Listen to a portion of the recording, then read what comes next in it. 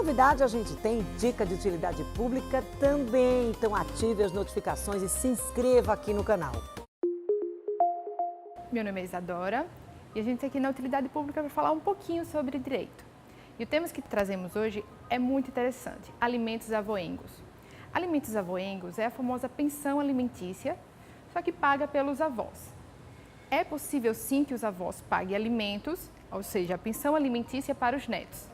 Mas a gente precisa entender que não é à torta e à direito, não é quando quiser, quando achar conveniente. Existem algumas regras para que isso aconteça. A primeira regra é o seguinte: os pais precisam ser demandados, pois são eles que têm a obrigação de sustentar os seus filhos.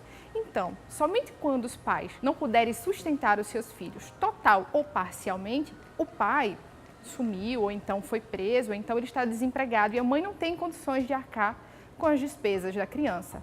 Então, nesse caso, ela irá entrar com ação na justiça contra o pai. E esse pai, se tiver sumido ou não tiver emprego, não vai ter condições de pagar. E aí, então, provada a incapacidade do pai, provada a incapacidade da mãe, é que os avós podem ser demandados e, porventura, vir a pagar alimentos aos seus netos para ajudar a sustentar e dar uma vida digna para eles. Outro ponto interessante é que deve ser observado o binômio possibilidade-necessidade, ou seja, será observado a necessidade da criança, o quanto aquela criança precisa para sobreviver. Algumas crianças precisam mais que outras. Uma criança que tiver alguma patologia, que tiver alguma doença, vai precisar de mais assistência do que uma criança saudável. Isso será observado. Outra coisa também observada é a possibilidade dos avós. Eles não têm muitas condições, então a pensão, por conseguinte, vai ser um pouco mais reduzida. E uma coisa muito importante que deve ser esclarecida: a pensão paga pelos avós não pode ser mera deliberalidade, tem que ser uma necessidade. Ou seja, se porventura o pai, vamos supor que ele seja um comerciante, seja difícil, a mãe sempre tem que executar os alimentos. O que executar? É aquela famosa prisão, é aquela famosa entrar com ação na justiça para que o pai pague. Nesse caso, não é um motivo legítimo para ajuizar uma ação contra os avós. Por mais que seja trabalhoso sempre ter que executar, sempre ter que procurar a justiça para que esse pai pague, ainda assim não é um motivo legítimo para ajuizar uma ação contra os avós. Mas a boa notícia é que os avós não têm só deveres, têm direitos também.